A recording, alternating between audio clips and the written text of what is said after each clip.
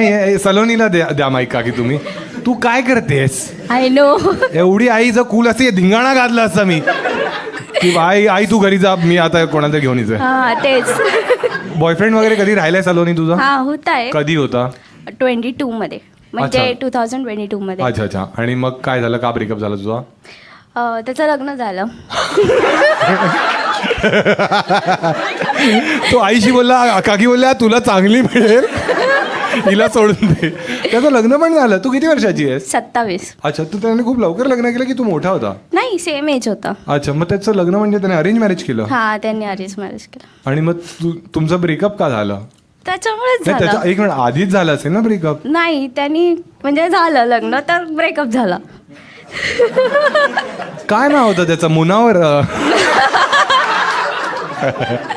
एक मिनिट, मुनावर माझा मित्र आहे तर मुनावर नाही टाकू शकत.